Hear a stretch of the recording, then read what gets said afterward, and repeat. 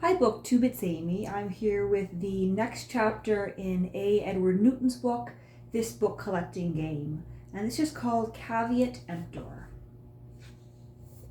My first real awakening to the wisdom contained in the old Latin motto, Caveat Emptor, let the buyer beware, took place many years ago. In the estate of a deceased friend was a small but choice collection of bric-a-brac.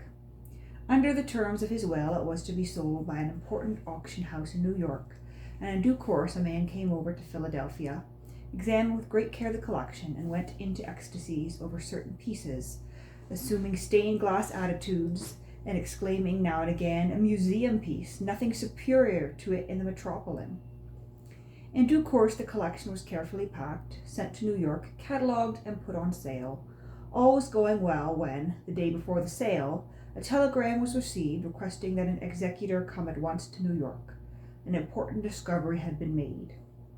An executor went, and on his arrival was informed that most, if not all, the finest pieces, the museum pieces so-called, were fakes. What was to be done? To call off the sale was impossible. To announce that some of the most important items were of questionable value would cast doubt upon all. What indeed was to be done? A dealer of repute, an expert from whom many of the art objects had been purchased, was called in. He was, he said, prepared to stake his professional reputation on the genuineness of the items in question. The expert of the auction house said they were at best doubtful.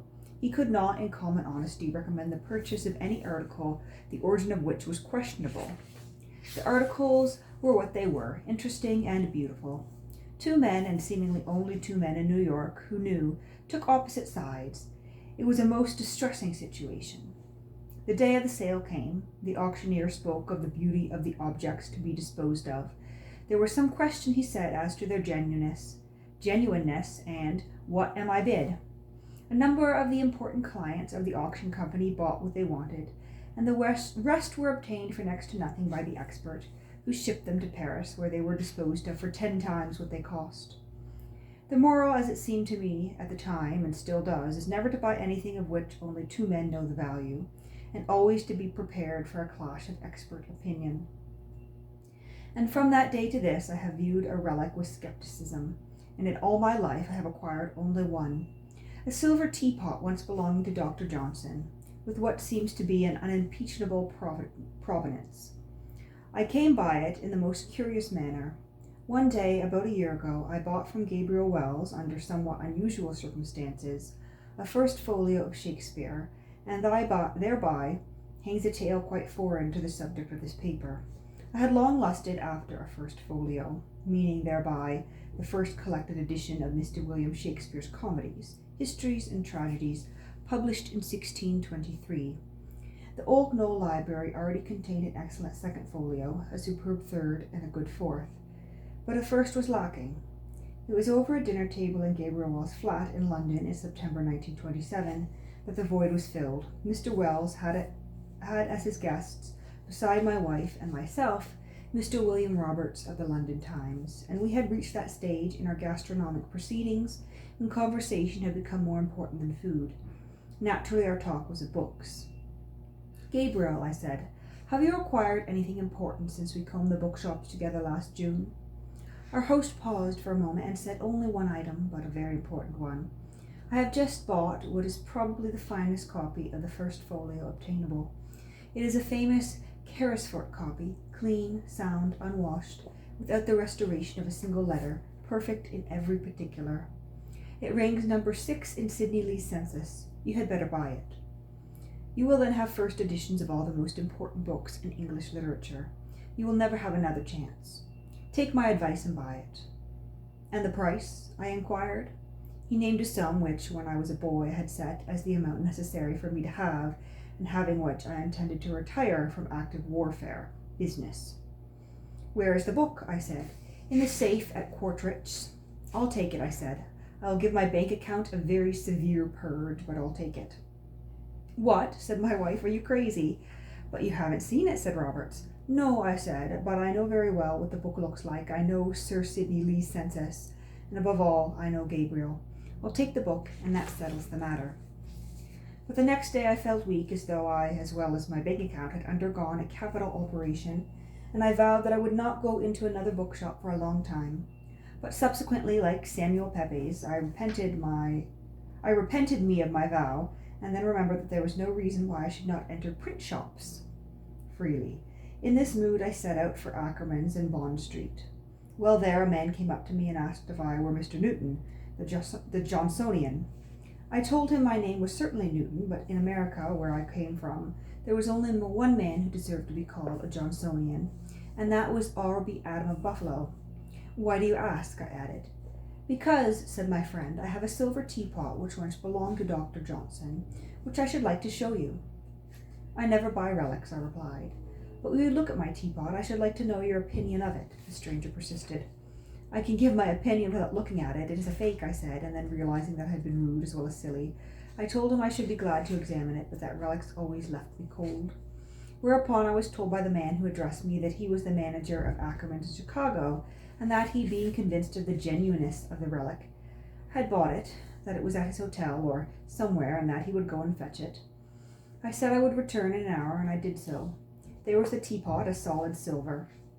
It bore a long and tedious inscription upon one side, reciting the manner in which Sir John Hawkins disposed of Johnson's belongings, while Dr. Crusoe, who performed an autopsy on the body of Dr. Johnson, was closing the incision in the next room.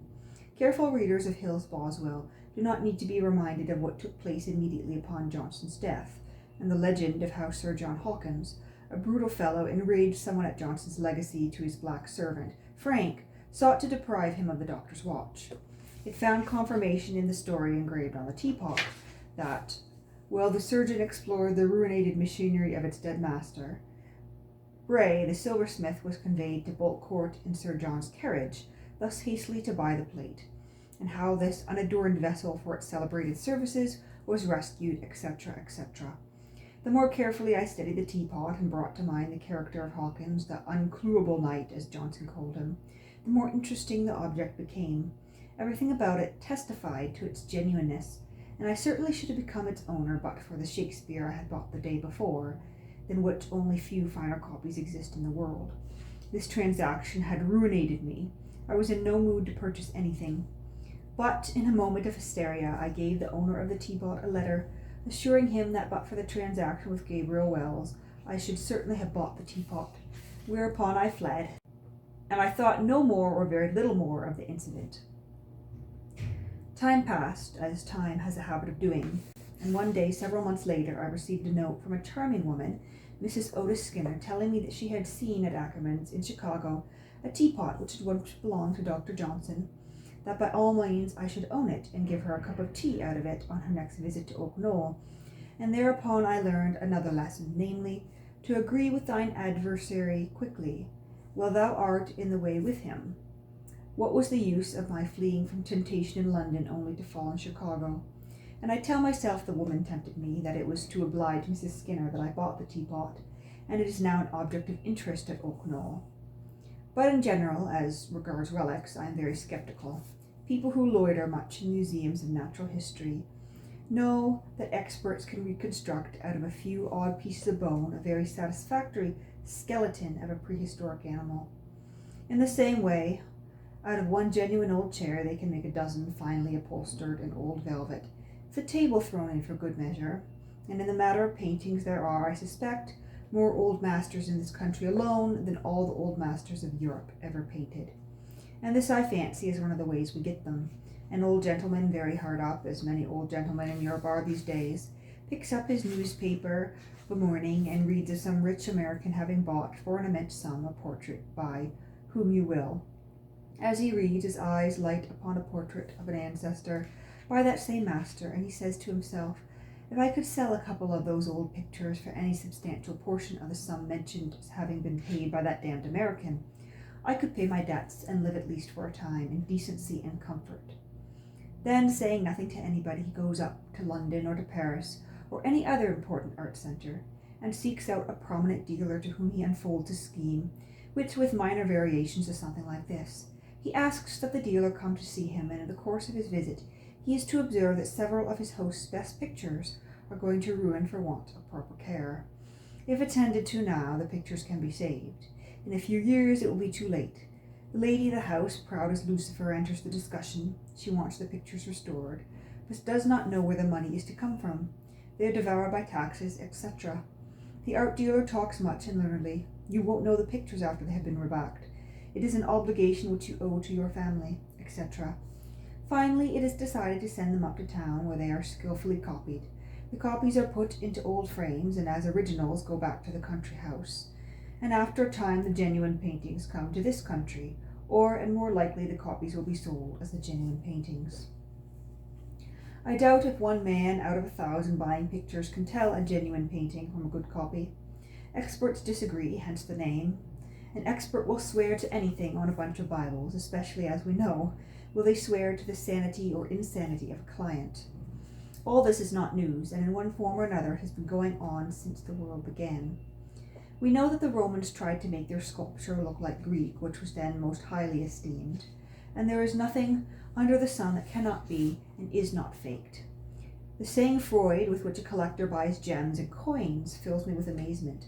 Even silver with its hallmark must be closely scrutinized, for an old morsel of silver in which is stamped a hallmark indicating a make and date can be removed from one piece of silver and inserted in another. I do not collect prints for several reasons. Among them is the sufficient one that I do not understand states. Occasionally I buy an 18th century print for decorative purposes, but never in frames and under glass, except when they are admittedly restrikes. Once, when in Paris in a very famous shop, I bought 5 very fine prints. They were in faked old frames, as is not unusual, and came to a considerable sum. At the end of a cursory examination I made a small deposit, and told the proprietor of the shop I would call the next day with the amount necessary to pay for them. It was a cash transaction. I was to get the prints, but no bill or receipt, in order to avoid the luxury tax. The dealer, in the meantime, was to remove the prints from their frames so that I might complete my examination in regard to margins, tears, and other possible defects, for the prints were supposed to be perfect. Otherwise they had no interest for me. The next morning I presented myself with many bundles of 1,000-franc notes, pinned together in lots of 10.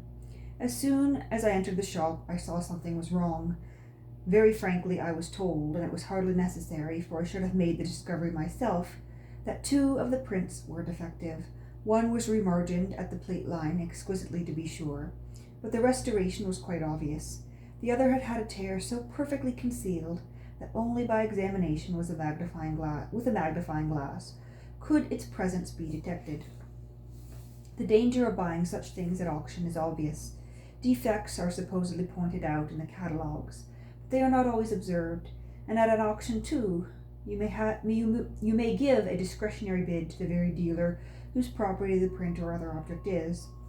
I once bought at auction through a bookseller a lot of books, and subsequently found that they had been the property of the man through whom I had bought them. Not so good. The pitfalls prepared for collectors are 1,001. That we should escape all is impossible. I am now going to narrate a true story in which every name, except that of Francis Edwards, the hero, is fictitious, but every fact is true. One day last July I was in London and called on my friend Edwards, whose excellent bookshop in the High Street, Marylebone, as everyone knows, and from him I had this story.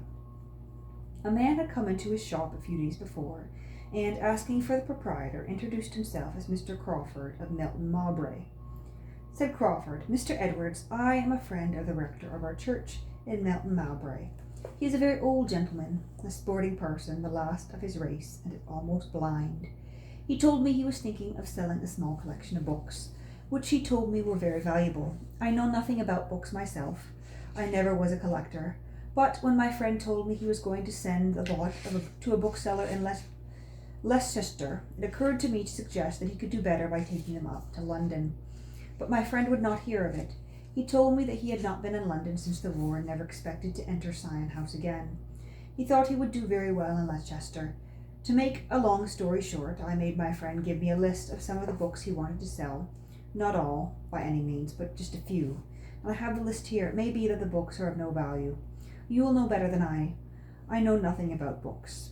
I would only like to do my friend a good turn." Whereupon Mr. Crawford handed a list to Mr. Edwards for examination.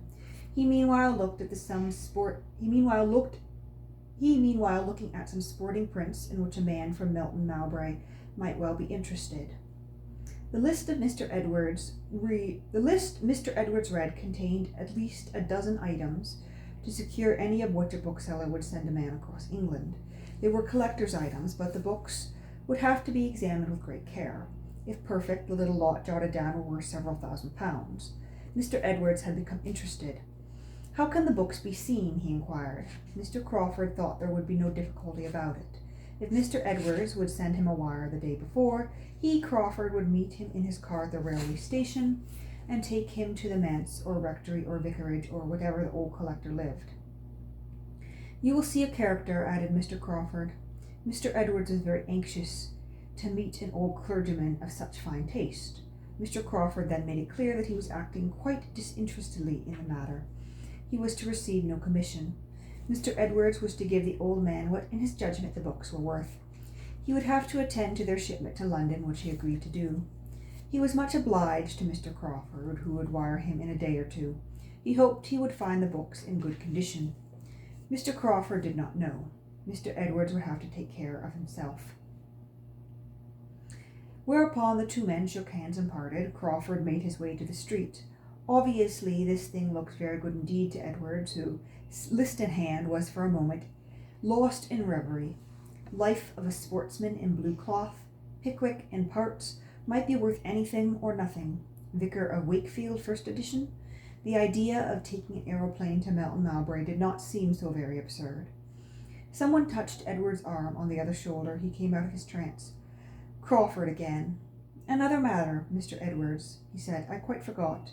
In going over some old papers that have been in my family since I don't know when, I came across a drawing of an old map, which looks to me quite interesting. It seems to be a plan of a battle of some kind. It is signed H. Clinton, Major General, and is dated May 4th, 1775. Whereupon he handed Edwards a slightly torn and somewhat discoloured plan of the Battle of Bunker Hill. By this time, with his mind still on books, Edwards had his mind prepared for anything. Did Mr. Crawford wish to sell it? He did, and for how much? Mr. Crawford did not know. What would Mr. Edwards say to 30 guineas? Automatically, Edwards' idea was £20. That would be quite satisfactory to Mr. Crawford. Mr. Edwards took from his pocket 4 £5 notes. They would be better for Mr. Crawford's purposes than for Mr. Edwards' cheque. He had a few small purchases to make, and Crawford departed. 10 minutes later, Mr. Edwards' manager came in and was shown the map. "What do you think of it?" said Edwards. "It looks too good to me. What did you pay for it?" £20, not enough or too much. That's what I think, said Edwards. "Put it away. It's a fake. Don't sell it. It's not worth a damn." And a few days later, the whole story came out. The kind stranger, the friend of the old clergyman in Melton Mowbray, had a dozen such friends in different parts of England, and in one day had disposed of a like number of such maps, all practically identical and all clumsy forgeries. But in order to work the ruse successfully, the mind of the victim had to be carefully diverted from the fake map by the story of an old clergyman and his books. Mr. Edwards was the only bookseller I met who admitted being stung. All the others to whom I talked told me that one of their rivals had been the victim. The speaker fortunately had escaped by having his suspicions aroused, but Edwards told the story on himself and gave me the map which I here reproduce, and I venture to make a prophecy, namely that most of these maps will sooner or later make their appearance in the American market, where they will of course be detected, but not before much damage is done.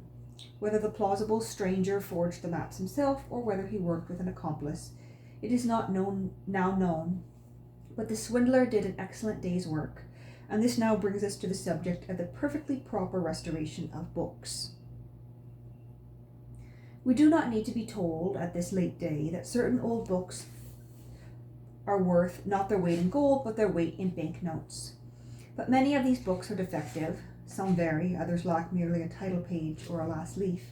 These may be supplied, perhaps, from other defective copies. Most Shakespeare folios are made up in this way, or they may have the missing leaf supplied in facsimile. The unrivaled repairer of old books by pen or pencil was John Harris, who died in London in 1872. As a boy, he studied at the Royal Academy, and ultimately he came to devote his entire time to copying in facsimile not only title pages and pages of text, but maps, portraits, and engravings, anything. Chiefly his method was lithography on old paper, and he became so adroit in the handling of his different mediums that experts admitted that they were unable to tell a facsimile by Harris from an original. In addition to his Shakespearean forgeries, if so they might be called, he made a superb title page for the Great Bible of Henry 1539 and the rare map in the Coverdale Bible 1535. So perfect did his work finally become, the trustees of the British Museum made an order that to prevent the deception of future librarians, Harris should always identify his work with a note at the bottom of the page.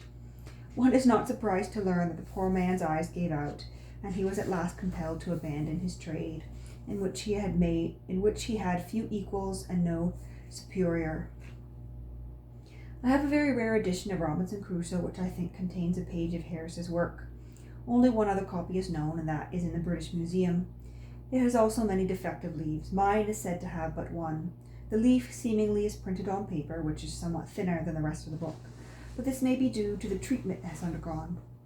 I should not have known it, had it not been pointed out to me by the bookseller from whom I bought it. I have no comment to make on the subject of forgeries, of letters and inscriptions in books. We all meet them occasionally, and it is surprising that we do not meet them oftener. Certain hands lend themselves very readily to forgery. Byron's and Shelley's and Burns, for example. Of Boswell or of Johnson's I do not remember to have seen any. It is amazing that persons with enough skill and intelligence to forge an inscription in a book will occasionally fall down in the matter of a date. To date an inscription or the signature of an author a year or two after his death reveals very crude work, and yet I have known it done. Occasionally an entire book, or more frequently a pamphlet, is forged, if that be the proper word for it, and my friend Thomas J. Wise sent a year or two ago a letter to the Bookman's Journal on this subject. It reads in part as follows: May I be permitted, through the columns of the Bookman's Journal, to enter a warning against 2 imprudent forgeries of rare books, of which a number of copies appear to have been planted upon the unwary, which are certainly enjoying an unfortunate success. The 2 books in question are the first editions of Shelley's Adonis, printed in Pisa in 1812, and Hellas, printed in London in 1822. The forgeries now circulating have been prepared by taking copies of the very close reprints issued by the Shelley Society to its members in 1866, removing my own introductions and then rubbing them in dust to impart an appearance of age. That the result is sufficiently misleading is testified by the fact that among the persons who have fallen victim to the fraud were 2 of the foremost and most widely experienced antiquarian booksellers in London, each of whom was misled by the apparently genuine appearance of the books. How many of the smaller dealers and private collectors have been likewise defrauded, and how many copies of the books have crossed the Atlantic, it is impossible to say. Both books are valuable. The Adonis, in mint condition, is now worth £350, so the temptation to the fabricator to do his best or worst is a strong one. Since the above was written, an Adonis has sold in this country for $4,000, so the temptation increases. Everything that art and ingenuity can do to a printed or written page, and more too, can be done to a binding, and much of this work is perfectly legitimate. A shaken cover can be straightened, a badly stained book can be washed, a portrait supplied. The sophistications which a rare book may undergo are endless. It is important, if somewhat painful, to know what they are. In general, I try never to put a book upon my shelf for which I have to apologize, either to myself or to one of my friends. Excessively rare books one must take as they come, or do without. No one can hope to own a perfect Coverdale Bible. For example, the best that one can do is to get a Coverdale with a good provenance. Mine is the Sir George Holford copy. But when I was last in London, I lent myself quite willingly to a little deceit in the manner of a Pamela. I wanted a copy of this rare book. I just had to have it. 2 years I looked in vain for one, and finally found one at Quartrett's. In conversation with E.H. Dring, who is in effect Quartrett's, I was told that he had a Pamela, the first 2 volumes of which, published in 1741, were an old calf. He had at the time bought these volumes, the 2 last published as a sequel to the story a year earlier, but in a different style of binding. In order to make the set match, he sent all 4 volumes, with instructions to bind the last 2 exactly like the first 2. But he would not sell me the set until I had seen it and was satisfied. I saw it and was. Old leather had been secured, and the greatest skill shown in its use. No one, unless his attention was called to it, could detect which pair were bound 150 years ago and which yesterday.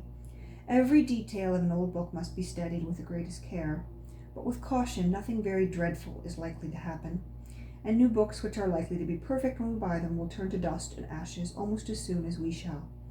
The paper out of which they are made is not made of linen or even cotton rags, but out of wood decomposed in acid. In a few years the paper will become so fragile that one can hardly turn a leaf without breaking it. Ultimately, not much after its author will turn to dust.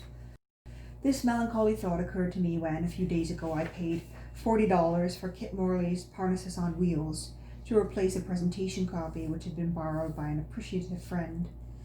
Luckily, the manuscript had been carefully locked away with other manuscripts from the same graceful pen. Since these pages were originally written, a very pretty piece of sophistication has come to the surface. First editions of Thomas Hardy are now in great demand.